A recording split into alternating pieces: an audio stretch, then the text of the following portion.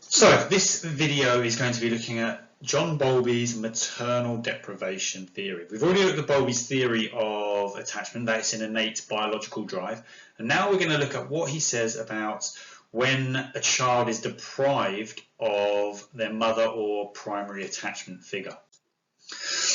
So the maternal deprivation theory states that any separation from the mother or primary caregiver has irreversible consequences for a child.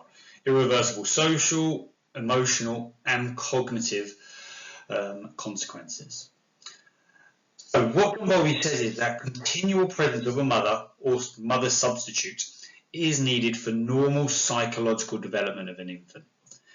And as you know, he already stated that maternal love is as important for mental health as food is as important for physical health of a child. It is that important that a child receives that maternal love during their infancy. So John Bowlby stated that brief separation with a substitute caregiver, so if the mother goes away but there is someone else looking after that child, giving it the love, responsiveness that it requires, that it won't have long-lasting effects on the child. However, extended separations from the mother will have severe consequences for that child. As you should remember from John Bowlby's theory, he came up with this idea of there being a critical period. And it's that first 2.5 years of a child's life. And that if the child is separated from the mother during this time, or from the substitute caregiver, and if they're deprived of all that emotional care for an extended period of time, then psychological damage is inevitable. So, if the child is separated from the mother or caregiver, if it is for an extended period of time, then there will be irreversible and inevitable psychological damage. However, if suitable substitute care is provided, so maybe the father could come or grandparent could come and look after that child and provide the care and love that it requires, then the negative effects can be avoided. And John Bowlby said that it will have an effect on a child's development in a number of different ways. So firstly, he said it would affect their intellectual development, that they will develop a low IQ and potentially mental retardation. And Goldfarb did a study in 1947 to show that there was a lower IQ in children who stayed in institutions, so care homes waiting to be adopted, compared to those who got adopted. So the children who got adopted, their IQs got higher and higher and they flourished as they were given the maternal love that they required. Whereas those who stayed in the children's institution had a much lower IQ. And according to Bowlby, the reason for that was that they weren't receiving the maternal love that they required. So their intellectual development obviously suffered. Also, their emotional development will suffer. So Bowlby stated that something called affectionless psychopathy could develop in children if they are deprived of maternal love. And what that means is that these children show no empathy, an inability to experience guilt, or any strong emotion towards other people. So what we're going to have a look at next is a study conducted by Bowlby to check whether maternal deprivation can actually cause someone to become an affectionless psychopath. And John Bowlby conducted a very famous study called his 44 Thieves study. And again, really important study, so it's important to know the procedure, to know the findings. And what he did was he got 44 teenage thieves who had been convicted of thieving and theft, and he also had a control group of non-criminals. Okay, they were non-criminals, but they were emotionally disturbed teenagers. So we've got our thief group and our control group, and they were interviewed for signs of affectionless psychopathy. And the families were also interviewed to try and determine whether there was any prolonged early separation from their mother during infancy. And the findings of the study showed that 14 out of 44 thieves were classed as affectionless psychopaths.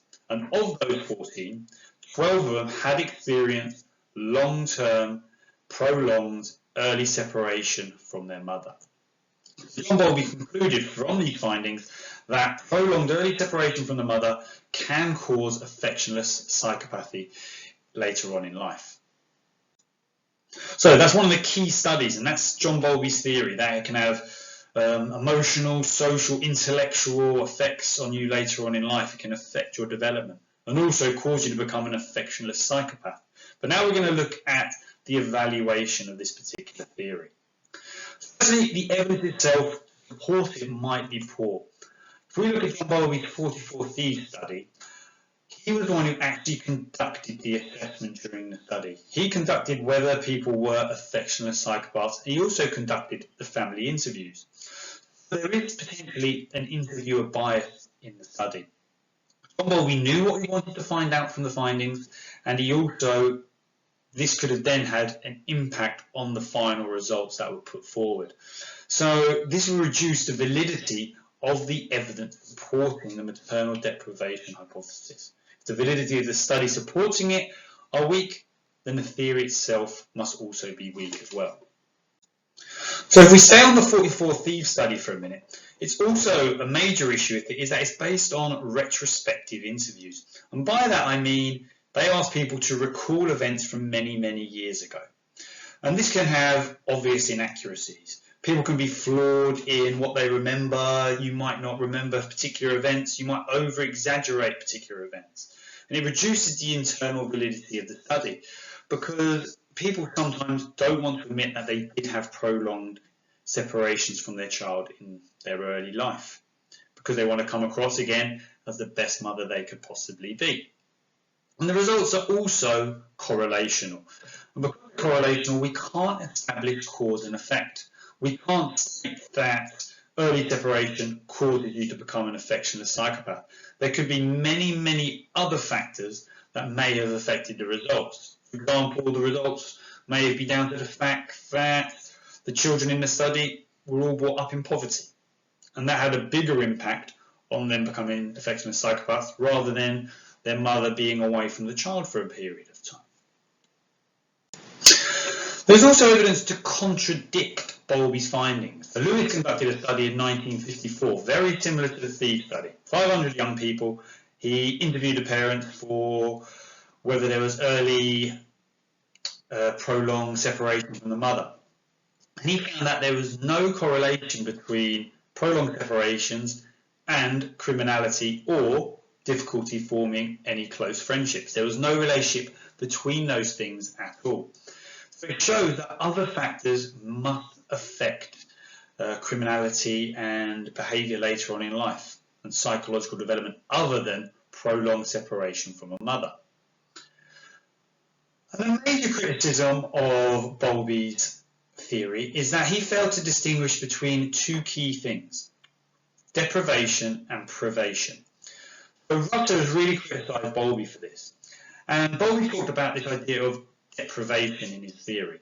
And deprivation is when you form an attachment with someone and then that attachment is broken. And Bowlby said that if you experience deprivation, then you're likely to get the intellectual, emotional underdevelopment later on in life. But Rutter said that's probably not enough.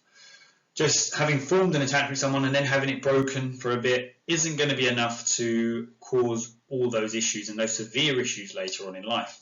So Rutter suggested that potentially the result and those effects might be caused by privation. And this is where you fail to form an attachment at all. So no attachment ever gets formed. And Rutter said this is far more likely to bring about the severe effects of maternal deprivation rather than the deprivation that Bowlby was suggesting. Okay, and Bowlby didn't make this clear in his theory. He talked about deprivation, which is really unlikely going to cause those long-term effects. Whereas privation, well, never forming an attachment in the first place, is clearly going to have some long-term effects on you. So this overall undermined Bowlby's theory, and his theory that deprivation can cause these long-term effects.